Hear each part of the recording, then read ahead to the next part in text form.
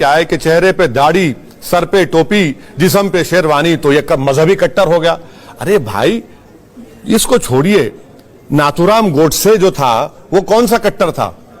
वो तो खतना कराकर महात्मा गांधी को कत्ल किया, और उसकी तारीफ करने वाले आज हिंदुस्तान की लोकसभा में बैठे हैं, उनको कट्टर नहीं बोलेंगे आप? वो भी कट्टर, हाँ, कट्टर बिल्कुल। नाथूराम गोडसे कट्टर था, कातिल था, बिल्कुल। मेरा जो कट्टरपन है ना, वो संविधान के लिए है, कॉन्स्टिट्यूशन के लिए है, और मुझे फख्र है उस बात की। मेरी जिंदगी का मकसद क्या है बता रहा हूं आपको, कि हमने संविधान में कहा कि लिबर्टी, इक्वालिटी, फ्रेटर्निटी, जस्टिस। मैं चाहता हूं कि वो मिले मुझे। आपका कट्टरपन आपके मुस्लिम वोट बैंक के लिए लगता है कि आप जब मुसलमानों को एड्रेस करते हैं तो कट्टरपन दिखता है। हालांकि ओवैसी साहब संसद में बोलते हैं थोड़ी संजीदगी दिखती है, लेकिन जब तेलंगाना, करीमनगर, हैदराबाद में होते हैं तो अलग भाषा में। इस इलेक्शन में, इस पार्लियामेंट के इलेक्शन में मैंने 100 से ज्यादा पब्लिक मीटिंग्स किए, और अल्हम्दुलिल्लाह इलेक्शन कमिश्नर ऑफ इंडिया से मुझे एक नोटिस नहीं मिली। प्राइम मिनिस्टर को मिली, मोदी को मिली, अमित शाह को मिली, राहुल गांधी को मिली, मुझे नहीं मिली। अब आप कह रहे हैं कि फिर भी मैं कट्टर हूं उस मामले में, तो अब मैं क्या कर सकता हूं? नहीं, कट्टर इस मामले में कि आप भी जब भाषण देते हैं, भाषणों में आप मुस्लिम वोट बैंक की हिफाजत के लिए या मुस्लिम वोट बैंक। अरे अजीत साहब, आप कौन सी दुनिया में है? मुस्लिम वोट बैंक इस मुल्क में कभी था ना कभी रहेगा। इस मुल्क में हमेशा हिंदू वोट बैंक था, है और रहेगा। इसीलिए नहीं है। नहीं, अरे ये तो हैदराबाद नहीं है, अरे छोड़, नहीं है रामपुर से आजम खान जीते हैं, क्योंकि छोड़िए ये मुस्लिम वोट बैंक नहीं है। मुलायम सिंह यादव हिंदू वोट बैंक था और रहेगा। इसीलिए CSDS का डेटा है कि 14 में मोदी को 37% हिंदू वोट मिला था, अब 44% हो गया। NDA को मिलाएंगे 51% हो गया। 80% पॉपुलेशन है हमारे हिंदू भाइयों का, उसका 60% वोट मिल रहा है, और अजीत अंजुम को फिक्र है मुस्लिम वोट बैंक की। अरे भैया, पूरा मुल्क भाग गया मोदी के पीछे, और आप हमको कह रहे हैं मुझे अरे उनको भी तो देखिए। साक्षी महाराज बैठे होते, साध्वी प्रज्ञा होती, तो उनसे उनके सवाल करते। आपको पूरा इख्तियार है, आपको पूरा इख्तियार है मुझसे पूछने का, और मुझे पूरा इख्तियार है कि आपके सामने सच बयान करूं। मुसलमानों का कोई वोट बैंक नहीं है, हमको धोखा दिया गया। आपका वोट बैंक, आपका कुछ वोट बैंक नहीं है। ओवैसी से अब आपका वोट बैंक नहीं है, तो कहां हैदराबाद में रहने वाले ओवैसी वो क्यों जाते हैं सीमांचल में, किशनगंज में खोज के? पहले 24 सीट खोजते हैं, फिर 6-8 सीट खोजते हैं, उम्मीदवार उतारते हैं, सबकी ऐसी जमानत जब्त होती है कि 1% भी पार करना मुश्किल होता है। क्यों जाते हैं? इसलिए क्योंकि सीमांचल और किशनगंज में मुस्लिम थे। क्यों जाते हैं यूपी में चुनाव के पहले माहौल बनाने, वेस्ट यूपी में? क्योंकि कहां मुस्लिम है। मोदी क्यों गए? नहीं, अब आप अरे आपको तकलीफ क्यों रही मोदी का नाम लेते? अरे सुनिए ना, अरे मोदी का नाम लेते कि आपको आपके मुंह पे उंगली रख दी आप। अरे छोड़िए, अच्छा सुनिए, बताता हूं आपको। औरंगाबाद की सीट किसको हराया हमने? किसको हराए? औरंगाबाद हमने शिवसेना को हराए, 30 साल का डोमिनेशन खत्म किए। रहा सवाल सीमांचल का, हमारे कैंडिडेट अख्तर उल ईमान ने 3 लाख वोट हासिल किए। अगर मैं नहीं लड़ता वहां पे तो बीजेपी NDA जीत जाती। इलेक्शन नहीं, हिंदुस्तान को हर जगह पर जाऊंगा मैं, जब तक अल्लाह मुझे जिंदा रखेगा हर जगह जाऊंगा, इलेक्शन लड़ूंगा। जहां जहां मुस्लिम वोट, अरे मुसलमान, वहां चाहे जमानत जब्त हो जाए, लेकिन वहां जाऊंगा। देखिए सर, पहले काशीराम ने अच्छा कहा था, पहला इलेक्शन हारो, दूसरा हराओ, तीसरा जीतो। तो अब हम जो है, हम सेकंड स्टेज पे आ गए हैं, लड़ेंगे। अरे जमहूरियत की ब्यूटी यह है कि देखिए, मैं जीतू हारो अलग बात है, मगर मैं हिंदुस्तान की आवाम में डेमोक्रेसी का कॉन्फिडेंस पैदा कर रहा हूं। कौन सा गुनाह कर रहा हूं भाई? मैं तो कर रहा हूं डेमोक्रेसी में इन्वॉल्व हो, वोट डालो, लड़ो अपने हक के लिए, तो अच्छी बात है ना? नहीं, अच्छी बात है। और आप कहते हैं कि आप कट्टर हैं, लेकिन आप जब भारत माता की बात होती है तो इतने गुस्सा क्यों आ जाता है कि मेरी गर्दन पर छुरी रख दो, लेकिन मैं भारत माता की जय नहीं। वो स्टेटमेंट मैंने इसलिए दिया था क्योंकि RSS के मौजूदा सरसंघचालक ने कहा था कि इनको बोलना पड़ेगा। हमने कहा कि हम नहीं बोलेंगे। क्या करेंगे? मार डालेंगे? आप मार डालेंगे? नहीं बोलेंगे। और अगर आप बोलेंगे अजीत साहब, मैं आपके साथ ठहरूंगा। बोले बिल्कुल बोलिए आप। तो आप बोलेंगे भारत माता की जय? आप मुझे फोर्स करके नहीं, तुमको बोलना पड़ेगा, ये लॉयल्टी का टेस्ट है, मैं कहूंगा नहीं बोलूंगा मैं। आप लॉयल्टी का टेस्ट क्यों बना रहे? नहीं, मैं टेस्ट नहीं बना रहा हूं। जो लोग बनाते हैं, मैं आपसे कह रहा हूं कि भाई मेरी लॉयल्टी का टेस्ट ये है कि मैंने संविधान के ऊपर अल्लाह के नाम लेकर ओथ लिया है। उस संविधान का पासो लिहाज रखूंगा मैं, और उस संविधान में जोर जबरदस्ती अलाउड नहीं है। और जब एक MP जीत कर जाता है वोट लेने के लिए, आपने देखा क्या हुआ संसद में, कि सिर्फ हमको ही देखकर शुरू हो गए नारे मारना। तो आपने भी तो जवाब में अल्लाह अकबर बोल दिया। बिल्कुल बोला। आप अगर जय हिंद बोलते तो लगता है कि कम से कम बराबर आपके अभी हमने जय हिंद कहा, अल्लाह अकबर भी बोला, जय हिंद कहा हमने, जय हिंद कहा हमने, अल्लाह अकबर भी बोला, सुना है हमने, जय हिंद कहा हमने। तो आपने भी जवाब वही दिया। इसीलिए तो जिन्होंने श्री राम के नारे लगाए उनका काउंटर आप अल्लाह अकबर से करते हैं। देखिए, आप भगवान राम को मानने वाले हैं, बिल्कुल मानिए, मगर उस राम की जिंदगी को थोड़ा पढ़ भी लीजिए। नहीं, मैंने पढ़ा। नहीं, आपको नहीं कह रहा हूं मैं, जो लोग कर रहे हैं उनका नाम लेकर, मर्यादा पुरुषोत्तम राम का नाम लेकर जिंदगी का अगर 1% हिस्सा पढ़ेंगे तो इंसान बन जाएंगे। ये तो अरे इनका नाम बदनाम कर रहे हैं, लोगों को मार रहे हैं। झारखंड का एक एमएलए, मुस्लिम एमएलए कहता है बोल, टीवी पर बोलता है बोल। क्या बात है भाई, क्यों बोलेंगे? हम नहीं बोलेंगे। आप जोर जबरदस्ती नहीं कर सकते, आपका मजहब है, आप उस पर चलिए, फख्र से चलिए, मगर यह बात नहीं है कि आप अपनी आइडियोलॉजी को मेरे सर पे थोप देंगे और दबाएंगे, डराएंगे।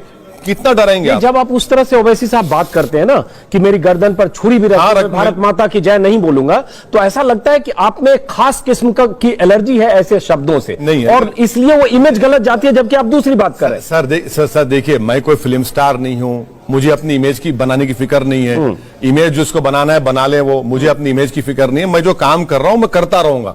ये इमेज के लिए काम नहीं करते हम लोग, ना हमको इमेज की फिक्र है। मैं जानता हूं कि दाढ़ी वाले की इमेज अच्छी नहीं होती पूरी दुनिया में, मुझे तो मालूम है, मगर मुझे उसकी फिक्र नहीं है। ऐसा नहीं है। इमेज, देखिए सर, इमेज के लिए काम नहीं होगा। संविधान में जो उसूल रखे गए, जो फंडामेंटल राइट्स है, जिसका ख्वाब बाबा साहब अम्बेडकर ने देखा, उस ख्वाब को पूरा करना हमारा आपका काम है, हम करेंगे। मगर आप कहेंगे कि हमारी आइडियोलॉजी पर तुमको चलना पड़ेगा, हम बोलेंगे नहीं चलेंगे तुम्हारी आइडियोलॉजी। नहीं, लेकिन जब आप ये कहते हैं कि छुरी रख के भी हम नहीं बोलेंगे, तो उसका जवाब जावेद अख्तर जैसे लोग देते हैं कि हैदराबाद के एक मोहल्ला छाप नेता है जो कहते हैं किसी कीमत पर भारत माता की जय नहीं बोलूंगा क्योंकि ये संविधान में नहीं लिखा। एक बार जरा सुनाना चाहूंगा कि क्या आपने कहा था, क्या जावेद अख्तर ने कहा था संसद में, जरा सुनाते हैं।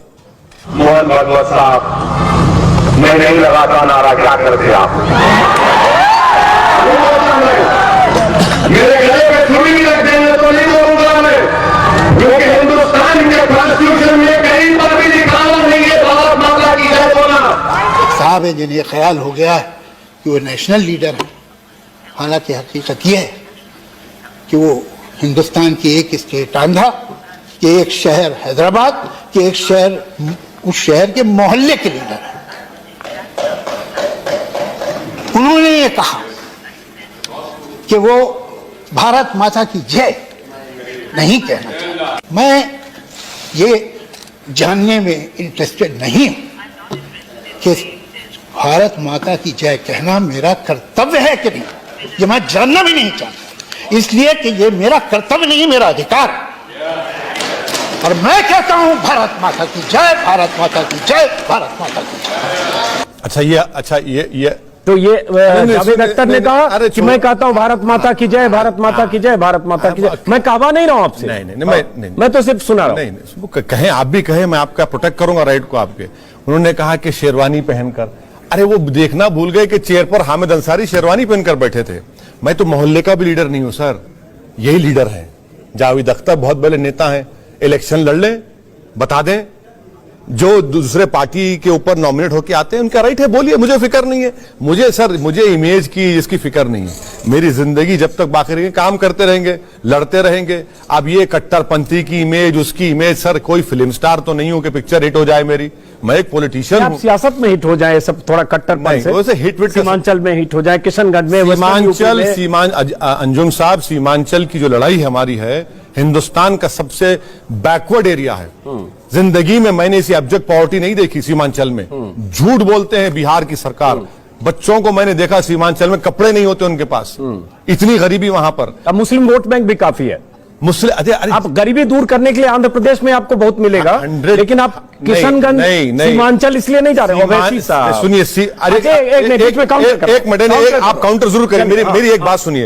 सीमांचल के लिए मैंने आर्टिकल 371D कहकर एक प्राइवेट मस्जिद बिल डाला। आप फंसा देंगे, इतना आर्टिकल का नाम लेंगे। मैं बैरिस्टर, अरे नहीं, हमने डाला प्राइवेट मस्जिद बिल। क्यों डाला? वोट बैंक के लिए डाला, पूरे सीमांचल के लिए डाला। हमारी लड़ाई सीमांचल के इंसाफ कैसे मुसलमानों की है। नहीं है लड़ाई। चलिए ना, तो अब काउंटर करता हूं। हाँ। क्या आप चुनाव के समय तो सीमांचल गए 2015 में, हालांकि जमानत जब्त हुई, दोबारा रिपीट करता हूं, और उस समय आप कह रहे थे 24 सीट पर लड़ेंगे, लेकिन फिर 5 साल में क्या सीमांचल में कितने कैंप लगाए? 5 साल में ओवैसी साहब कितनी बार गए? उस समय अकबरुद्दीन भी गए। क्या 40-50 बार जाकर 10-20 हजार मुसलमानों की जिंदगी बदल दी? अरे सुनिए ना, ये देखिए 2000 हमने 24 सीट नहीं लड़ा, 6 सीट लड़े, और किसी 24 से शुरू करके नहीं पहले बोल दिया। सीमांचल की 6 सीट लड़े, किसी एक सीट पर बीजेपी कामयाब नहीं हुई। उसके बाद से जब कभी बाढ़ आई, एक नहीं 3-3 मर्तबा 20-20 लाख की दवाएं लेकर गए, डॉक्टर्स को लेकर गए, वहां पर काम किए। ये भी तो बताइए ना, कभी पूछिए उन लोगों से। हम बाढ़ में गए जहां पर सरकार नहीं गई थी, हमारे सदर अख्तर उल ईमान के साथ गए हम लोग, पार्लियामेंट का इलेक्शन लड़े। तो अभी फ्लड आया हुआ, बहुत सारे एनजीओ काम कर रहे हैं, अभी भी काम कर रहे हैं, बहुत सारे एनजीओ काम अभी भी हमारे लोग काम कर रहे हैं, अभी भी हमारे लोग काम कर रहे हैं। अरे सर, जमीन हजारों एकड़ कट जाती है, कैंप नहीं पहुंचता गवर्नमेंट का, जो गवर्नमेंट के रिलीफ कोड है उसका इंप्लीमेंटेशन नहीं होता। बराबर सीमांचल में आज भी काम हो रहा है और कल भी होता रहेगा। हम जाएंगे बराबर, 3 लाख वोट लिए, इतना बड़ा इत्मीनान हमने हासिल किया है और बराबर जाएंगे। वापस हम एक बार, चूंकि जावेद अख्तर में बात थोड़ी अधूरी रह गई, उन्होंने शेरवानी का जिक्र इस संदर्भ में किया, शेरवानी टोपी का, कि आपने कहा कि संविधान का जिक्र किया, संविधान में नहीं लिखा है भारत माता की जय बोलना। उसी संदर्भ में उन्होंने कहा संविधान में नहीं लिखा है शेरवानी टोपी पहनना, फिर आप क्यों पहनते हो? संविधान में वो जानते नहीं है ना, संविधान पढ़ते नहीं है। संविधान में फ्रीडम, फंडामेंटल राइट है, चाहे वो कपड़ा पहने। जब हमने होमोसेक्सुअलिटी को डिक्रिमिनलाइज कर दिया, अडल्ट्री को डिक्रिमिनलाइज कर दिया, क्यों किया? चॉइस। आज सुप्रीम कोर्ट ने कह दिया कि choice is a fundamental right. अब उसे तो पढ़े तो मालूम होगा ना, नहीं पढ़ते, बोले जाते हैं। बोलिए, कोई बात नहीं। बोले इसलिए जाते हैं कि जब आप ऐसी बात करते हैं तो लगता है कि आप भी कोई बात एक ऐसे नफरत फैलाने वाले शब्द इधर भी होंगे, इधर भी होंगे। कोई बात नहीं सर, बके जा रहा हूं जुनू में, क्या क्या खुदा ही जाने, बोलते रहिए। हमको शबाना आजमी ने कह दिया कि भारत माता की जय से प्रॉब्लम है तो भारत अम्मी की जय बोलिए। वो अब बोले ना, माता का तर्जुमा अम्मी है। भाई वो बोले ना, अब बोले ना, क्यों रोक रहे हैं उनको? बोलिए। हम रोक रहे हैं क्या आपको? मैं आपसे क्या कह रहा हूं कि आप मुझे लॉयल्टी का टेस्ट बनाकर, मुझे आप दबाव डालकर, डराकर आप नहीं कर सकते। अच्छा, बिना दबाव के कभी आपने जीवन में भारत माता की जय बोला है? आप दबाव खत्म करिए, डर खौफ को निकालिए। 2014 के पहले तो नहीं था। अरे सर, बिल्कुल नहीं था, सही कह रहे हैं तो कभी बोला? अब तो नहीं। देखिए, मैं टेस्ट नहीं ले रहा हूं, मैं ऐसे जानना चाह रहा हूं सर, उसे पता चले कि किस इस शब्द से समस्या है या क्या है। देखिए, मैं किसी बोलने वाले पर नाराज नहीं होता हूं। मेरी लड़ाई क्या है कि आप मुझ पे अपने जबरदस्ती मत करिए। और अब तो हद ये हो गई कि खाने का जोमैटो की डिलीवरी में अगर कोई मुसलमान जाता है तो खाना नहीं लेंगे। कौन रेडिकलाइज हो रहा है? मैं हो रहा हूं रेडिकलाइज। कट्टरपंथ कौन हो रहा है? ये देख लीजिए आप, ये खाने की डिलीवरी में तक